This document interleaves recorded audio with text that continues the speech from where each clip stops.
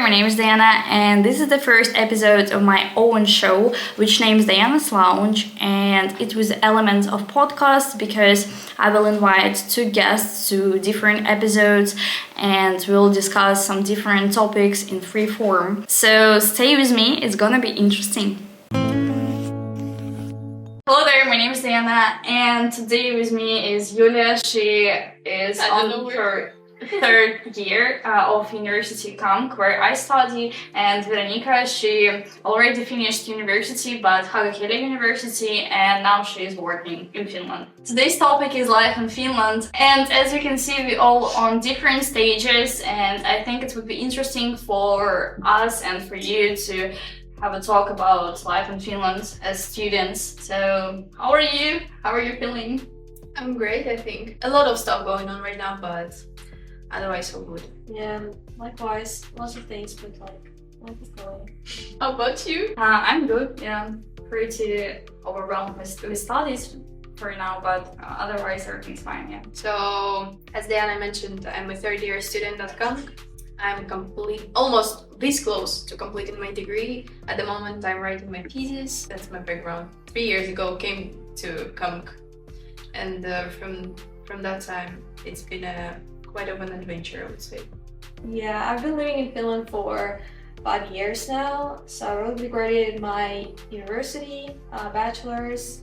A few years ago, I studied aviation business, but it's basically a business administration, but my major was in aviation industry. I lived in Porvoo for 3 years, and then I moved to Helsinki for work. So for the past 2 years, I've been working. And doing marketing. Yeah. I work in a medtech company, AI software company, and I work in the marketing team, so marketing girly. Yeah, that's nice. I hope I'll go through your steps in the future. I mean, you don't have to. I mean, everyone's path is different, but it's just exciting to have. I worked in the customer service before, and I just wanted to try it. But I got lucky in a sense that I joined the company way before all of the crises and everything started. So I think in that sense, I had it a little bit easier than you guys now. Although it was still post-COVID and stuff, but still maybe a little bit different than that. I didn't need Finnish language at the time, so still learning, but it wasn't a requirement for me. And yeah, I joined as an intern as well, and then I just stayed there. So. Talking about Finnish language, how did you learn it, and was it hard? Because I'm on my first steps, and that's extremely hard, and I can't just force myself to start learning it. Obviously, for my course, I need to know some basics and prepare for a test, but that's not even enough. Well, for me, I've been studying Finnish for 3 years, but as you can see, I can only speak English. You can still learn Finnish, but then actually start to practice it or use it in your everyday life. It's really hard when you know that you can kind of switch to English. When you know already the language on some really good level, it's really hard to go back to to the basis, start your journey from the beginning. So yeah, it's quite hard. But I really hope one day I will speak Finnish, but let's see how it goes. On that note, I heard that many people, for example, who don't speak English, for example, and let's say they only speak their native language and then they're learning Finnish, and they actually start speaking way faster because they don't have other options. For us, it's easier. Okay, let's just go to the comfortable English speaking, and that's it. So I think we are covered. We always have this choice. Well, for me, I'm pretty embarrassed to say how long I've been studying Finnish because I've been going to this school, and we had a third language is Finnish. It wasn't that serious or anything. But yeah, so I don't need it at work either, and I studied in English like you guys. So it's but I'm still learning. I have my I tried all ways, through online, offline, all ways, and I just found my teacher that I had in high school. So I think I'm pretty comfortable with her, and I think the most important part is just like speaking and putting yourself out there, which is the hardest. I don't think that I'll ever, well, maybe not like in the upcoming years, be able to speak like puhekieli, like the speaking language. But which method did you use? You like studying? Yeah, like you told group and individual. I mean, like group is fine for a certain level. Like I think for me it was different because I had a background with English, Finnish already. Oh, yeah. So I just went for like intensive course to kind of grab the basics that I already knew. I just needed to focus more on certain topics. So that's why I switched to like a private lessons, and then with her we are like beating those parts if I'm like pretty like the weakest parts. Well, for me, I also kind of tried different kind of stuff. Like when I just started my journey of learning, I was doing that like in a group, and it was quite easy actually. You mean in university? No, I was studying like during the summer for several weeks. Before you came to Finland, or? Yeah, before coming to Finland, so just to know some kind of a basics, and it was also like an intensive course. Yeah. And but then I came to university and we had the Finnish for foreigners here as well. So welcome to Finland type of thing. Yeah, exactly. And it was pretty okay, I guess, because I already had the background. But I know that some Finnish teachers do it that way, that they like from the very first lesson they start speaking Finnish. Which is for some people like, it's weird. Like how can you like? I don't understand like half of what you're saying because like I don't have any background with English, Finnish. So I kinda understand why they're doing that, but then some people find it unmotivating. That's why. Yeah, that's true. Yeah. But then I kept going with the like courses at university, doing sometimes different group lessons, and then. I think I figured that probably the individual courses would be the most effective for me to kind of target for now. To target like the topics that I really don't understand. I have some like Finnish speaking friends, and I like occasionally tried. Like I was saying like, hey, you guys, maybe we should start like speaking Finnish, but it lasts for like a couple of minutes, and then it's like. Well, I'm fine. The day was fine and sunny, so and then we had to switch back. But I tried watching like movies and reading the books. I don't know. You have to like read the subtitles and then also listen, and then it's like getting like, especially if you're doing it like after work or studies, you just want to chill and watch something that you know. Yeah. So, but like watching it in Finnish and reading the Finnish subtitles, you also have to like really like focus on the stuff. I actually also tried the news, like the Yle. Like you went from watchers. I was watching them and like I don't know, not like really reading them, but like watching. Yeah, I think they have. I think they have the like the easiest language. Yeah, that's true. The easy like because it's like academic kind of like because they're speaking in the like academic language, the one from here. That's crazy that they just cut off the half of the word. Like and they're speaking. Yeah, like uksi, and this would be uksi. Ko. Why bother? What that? I'm always wondering. I mean, it's easier. I get that, but you know, but not for us. Yeah. And also, so many like greetings. Terve, hey, moika, moi. Which one should I choose? But I mean, like I think it's like all personal preference as well. Yeah, like I just. I mean, in every language you have many options, but you just gotta stick with the one that. I heard a lot from students in CAM that Kajaani is a really small city, town, I don't know how they call it, whatever, and they're not satisfied with it and the systems, with everything, but for me it's quite okay. And what's your opinion about like small cities, and especially Kajaani for Julia, because she lived here for 3 years? Yeah, I would say it's all depends on your personality and like your perspective of life, I would say, if I can say that. Yeah. Like if you have lots of like if you have a group of friends to hang out, if you have like the stuff that you want to do, the projects, everything, you can make yourself busy and you can actually find something to do here. It just depends what you wanna do, how do you want to develop. Personally, I was just trying to use all of the stuff that people or like the knowledge that people were sharing with me, and just take these opportunities to discover, I don't know, Finland, discover Europe. Not to lock myself in like this small town, but just think broader, yes. Yeah.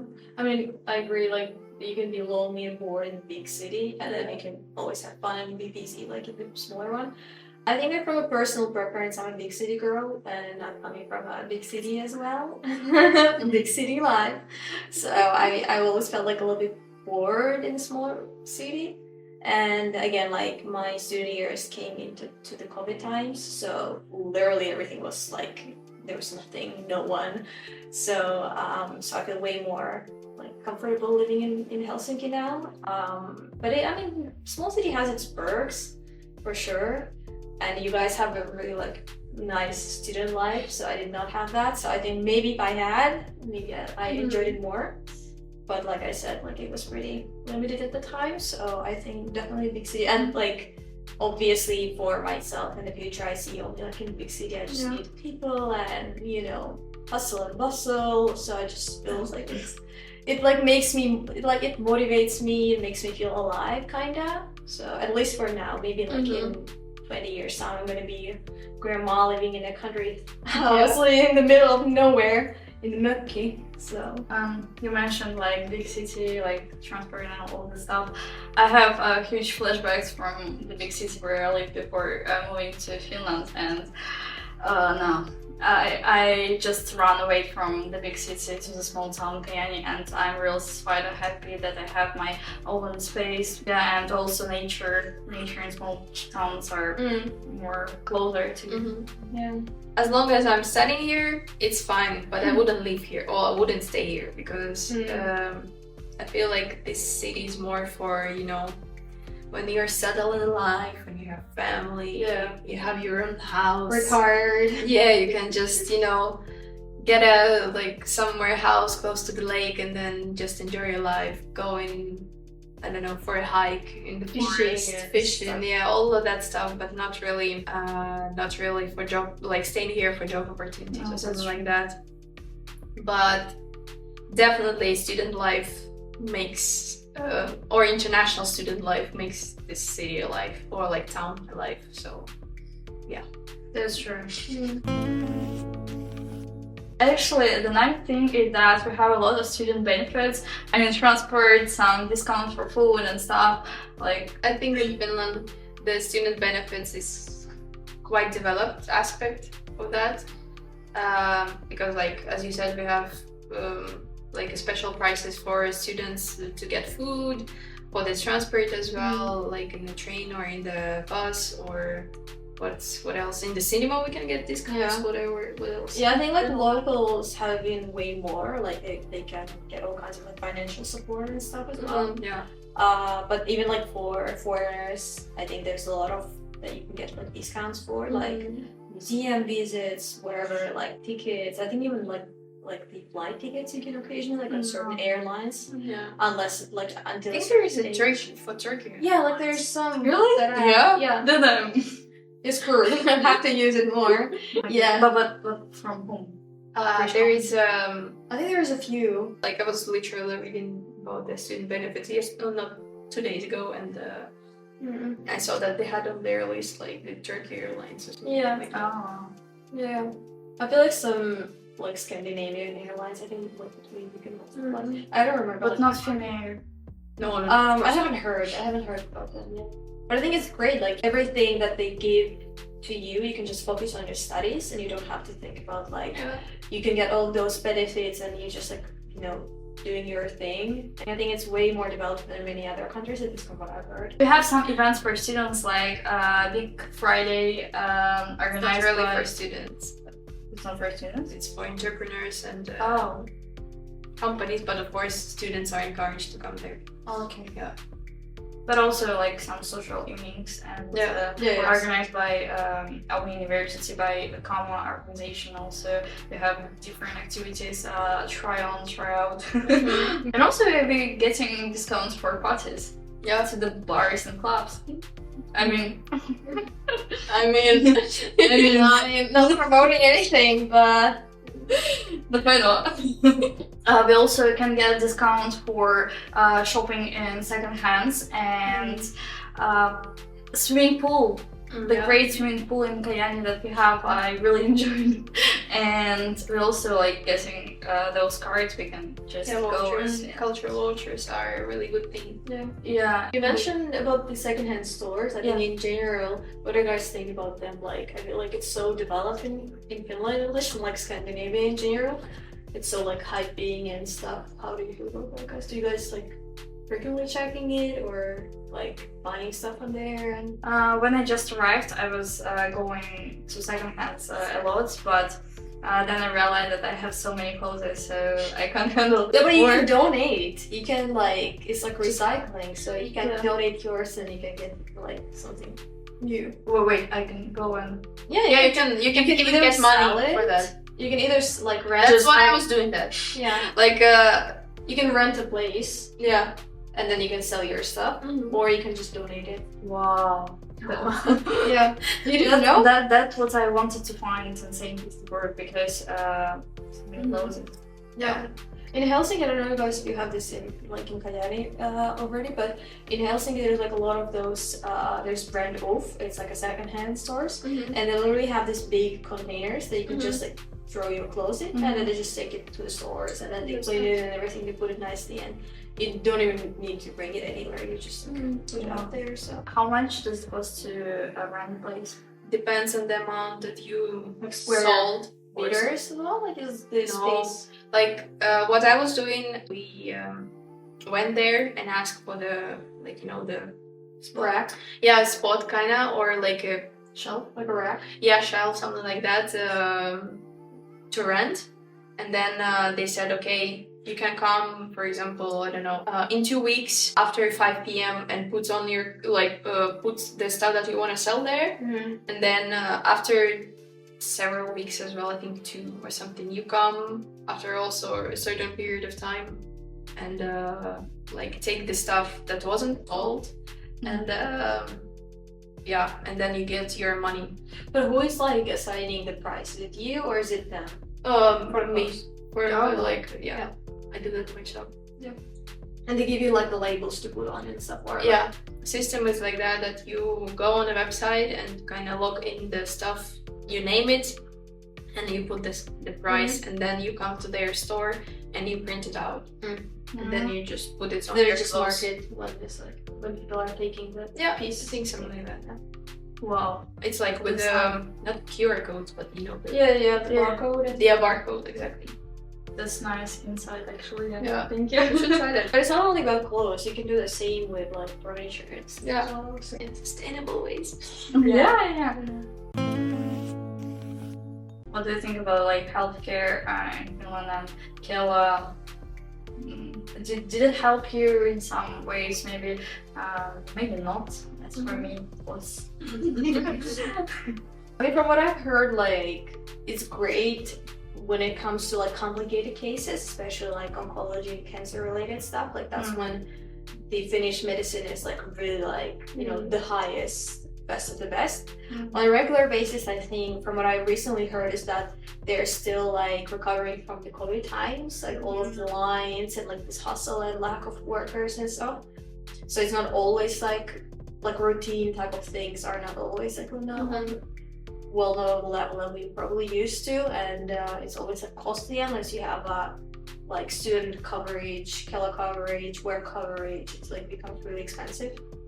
But it's nice that we can have that. And I think it's like a must for most of the companies, at least, and the universities and student places. So. But I heard a lot that people wondering why they pay for Kela 36. Yeah, but 30 euros is like nothing compared to how much it would actually cost you if you would just made an appointment. Yeah, but they don't actually really help. Like, I mean, that's what you get for 30 euros. Yeah, I went to them for the first time because I had problems with my throat, and the treatment that they gave me was milk and honey, and after that I got again that problem and nothing went, and I still have problems, and I went to the doctor again. They made some analysis and said like, oh, you don't need anything, so even no milk and honey in that case. So yeah, I will probably just go to my country my hometown and to get Like specialized care. yeah. I was lucky enough to not have any like severe Not problems. jinxing it or anything. Yeah, exactly. There weren't any case when I actually had to go to the hospital, so I didn't really have an experience with a like real Finnish healthcare. But I did use the dentist like services, and so far it was okay. Of course, it was just a checkup appointment, but I'm kind of waiting for my appointments for the Follow-up. Follow-up stuff. So I don't know, let's see. But the fact that I don't have to pay for that, it's really good. Yeah. Our teacher told that it's hard to get to the Finnish system, but Yeah. after that everything is like fine, Yeah, exactly. easily with this Finnish ID and stuff. Yeah, true. I mean, I used like student healthcare for a bit, like for some stuff, and then now I have like work coverage, which is like pretty great. I mean, I think they helped like all the times that I helped, and then I think especially like, for the girls, like the gynecologists, like women's care. Yeah.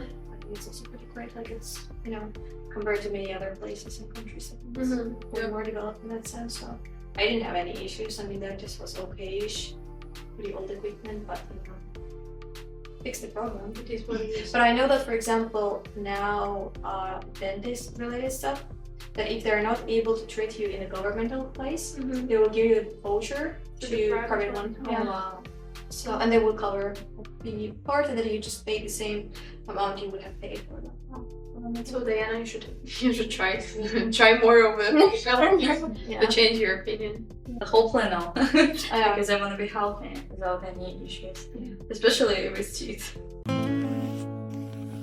Let's talk about the Finnish culture. Like, what did you find interesting about it? And sauna is one of the biggest part of it, and everyone is speaking about it. And yeah, what do you think?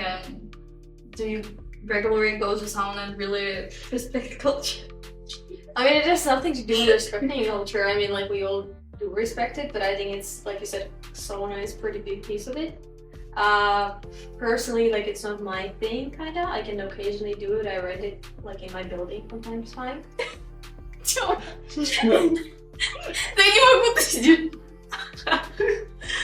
Yeah, I'm saying that, I think it's a big piece of the culture. It's nice, especially like in the summertime. It was for my preference. And like I said, every building has it, like every, hotel whatsoever. I know that some people even have it in the workplaces, not in my case, but yeah, I think it's pretty great. Like, it's interesting. Like, not many countries have that, so I think it's pretty interesting. Let's continue about sauna. I know a lot of people complaining about not enough trips outside Kajani, and I know that you went to Rukka trip. Oh yeah. How was it? And yeah. Okay, actually, that was definitely like one of the highlights, like, of my time, like, studying here at CAM.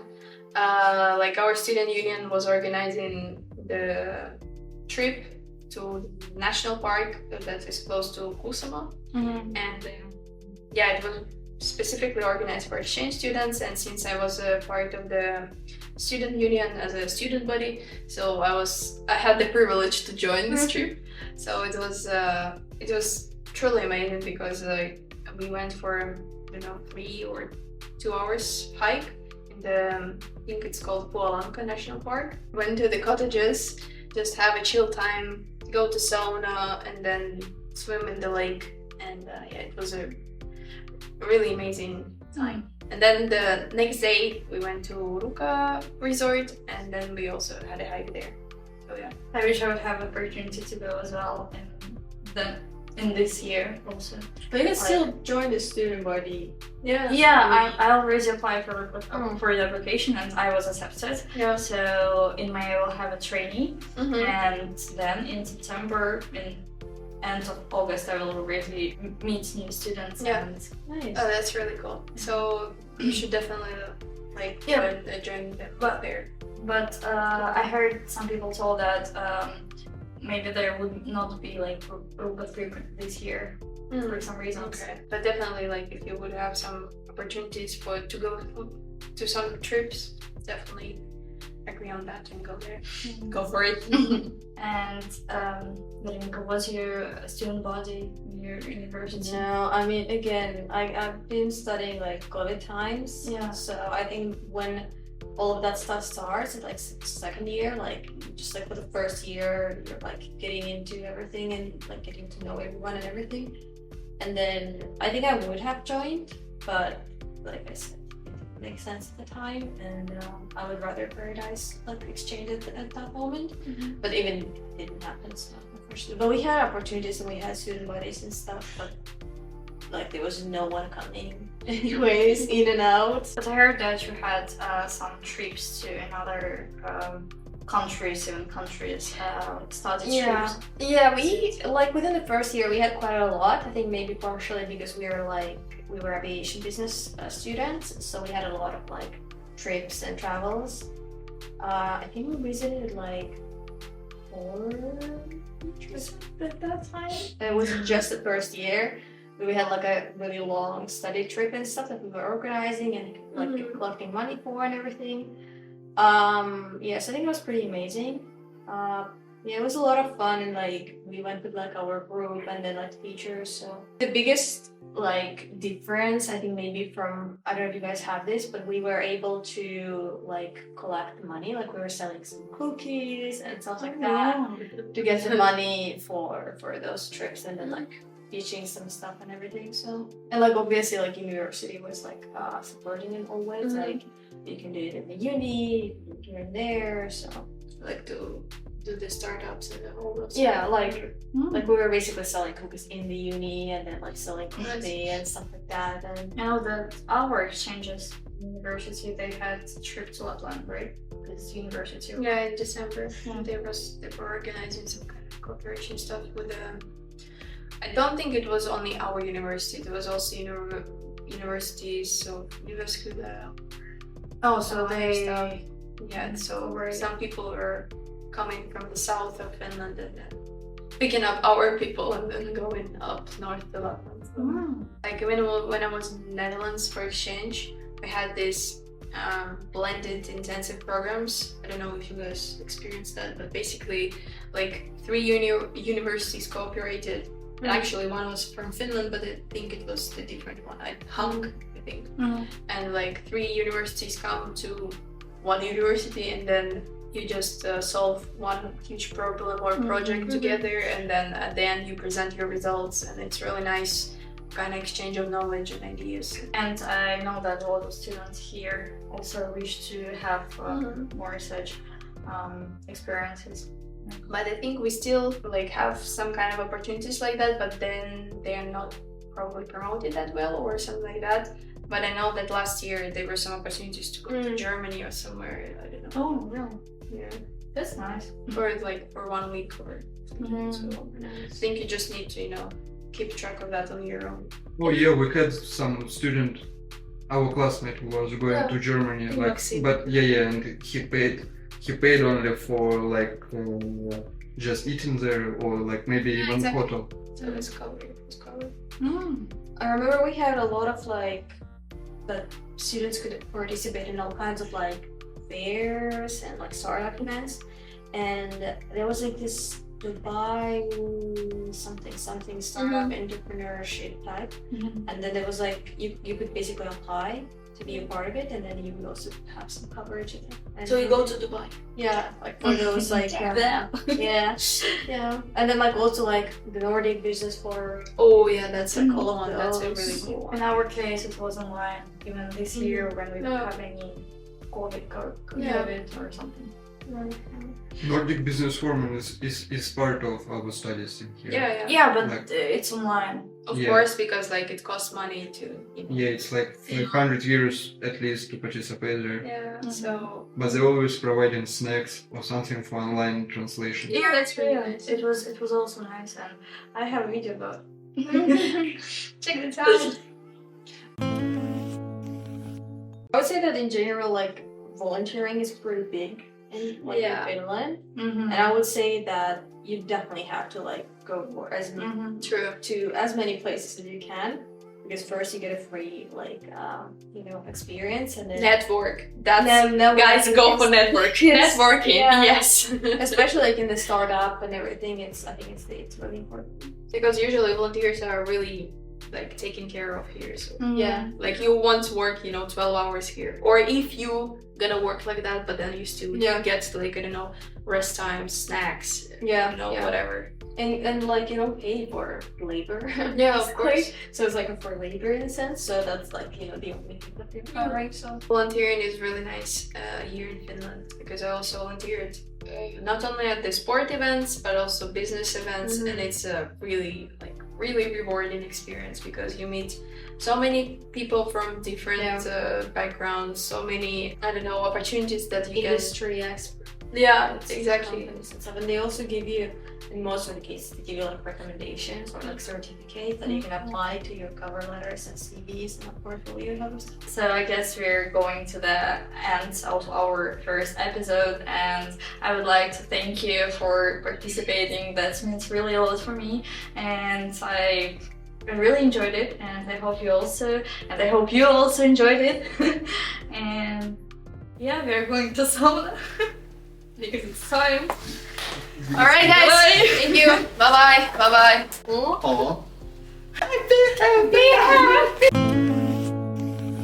Thank you all for watching this video until the end. I hope you enjoyed it, and don't forget to put your like and comment future topics for us to discuss in other episodes, and bye!